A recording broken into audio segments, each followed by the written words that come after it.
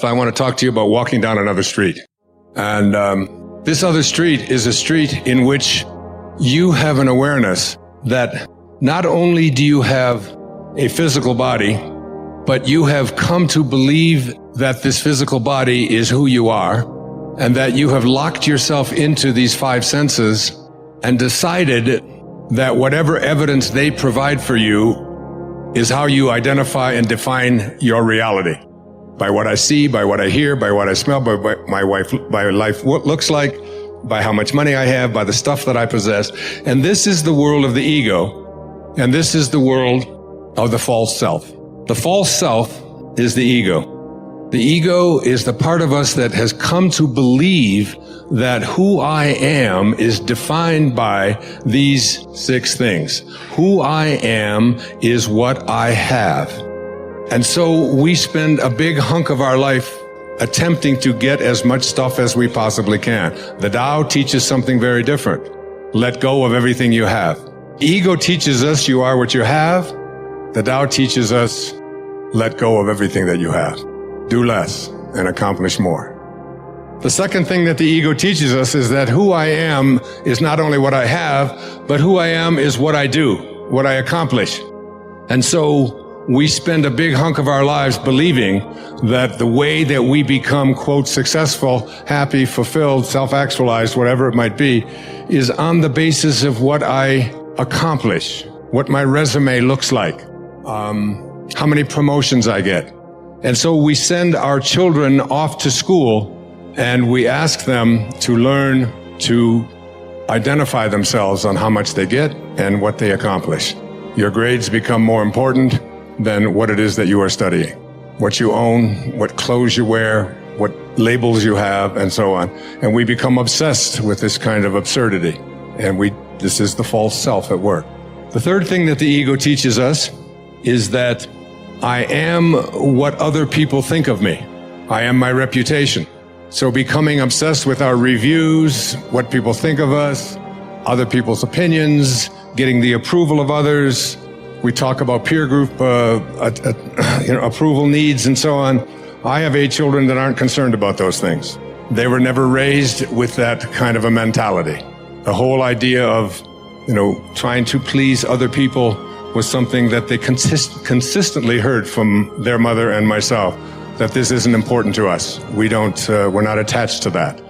And this kind of an attachment. So the Tao teaches us that what you think of me is none of my business.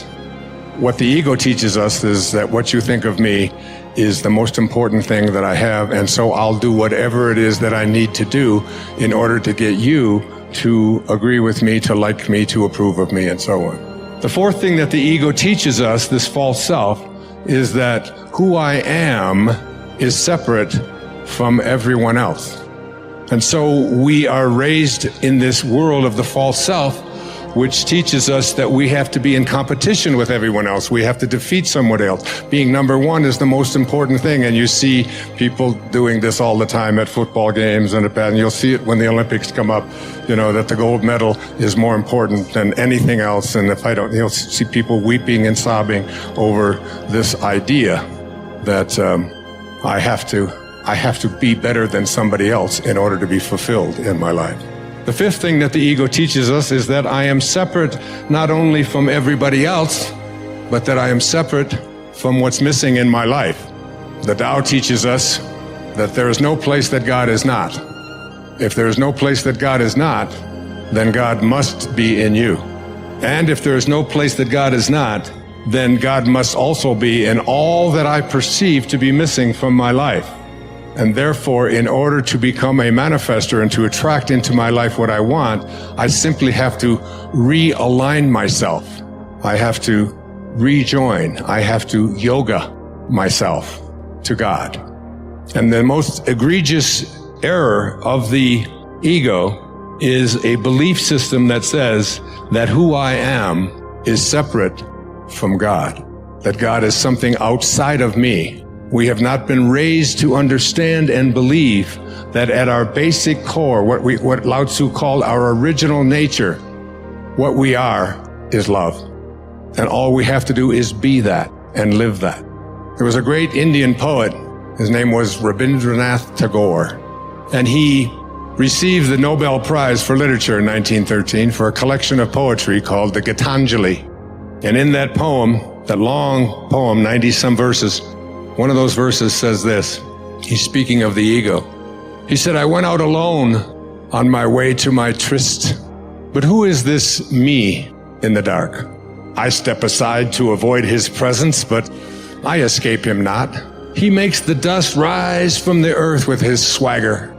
He adds his loud voice to every word I utter. He is my own little self, my Lord. He knows no shame, but I am ashamed to come to thy door in his company. That's a great poet, and that's a great piece of truth, that in order to get to this place, I speak about, that Maslow spoke to me about and trained me to think about, called self-actualization, is that we have to stop evaluating who we are on the basis of those ego identifiers, and instead begin to see ourselves as divine love. Reality is one wholeness. It includes all subjects, all objects, and all modes of knowing. What we have access to is a human mode of knowing. In my book, Metahuman, I talk about the butterfly, the painted lady, who smells the world through her antenna, tastes the world through her feet, sees the world with 30,000 lenses that move like a kaleidoscope, hears the world through her wings. What is reality to that little species? Some insects see the world 360 degrees, because they have these what we call complex eyes with multiple lenses. You can only see within a certain range, but there are insects that can see 360 degrees. So what is reality? Reality, what we call reality, what today's science calls reality, comes under the heading of naive realism. Einstein was a naive realist. And I'm not saying this in a derogatory fashion. It's a word in the science of philosophy. Naive realism means that the physical world exists exactly as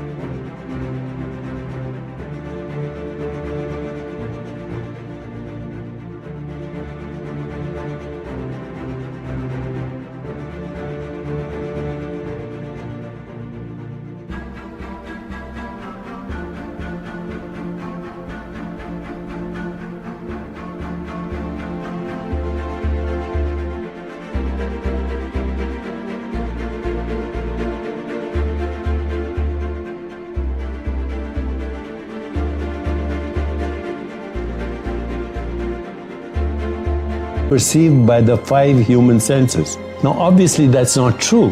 Other species experience the world through different modes of sensory perception.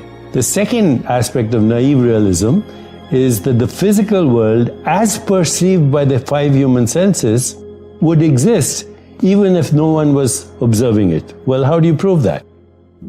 And firstly, it's naive because we know that the world is more than what is perceived by the 5 human senses. So this leads us to a solution actually of the hard problem of consciousness, which is get rid of the idea that the world is physical. What we call of the world as physical, even your physical body, is a perceptual activity.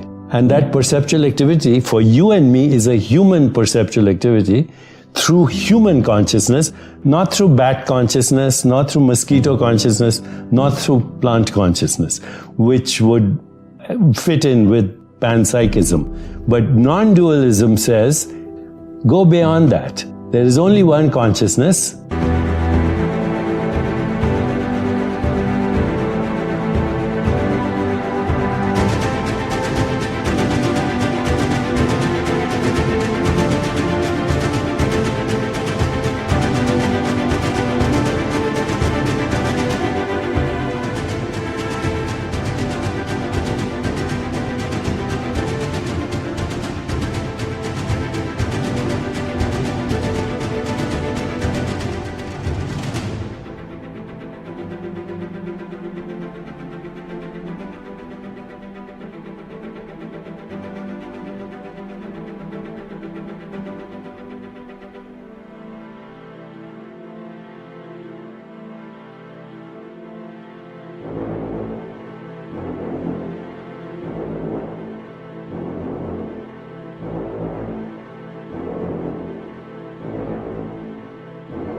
that is differentiating, undifferentiated consciousness, differentiating into these different species of consciousness that form a matrix of conscious beings that are collectively projecting this universe.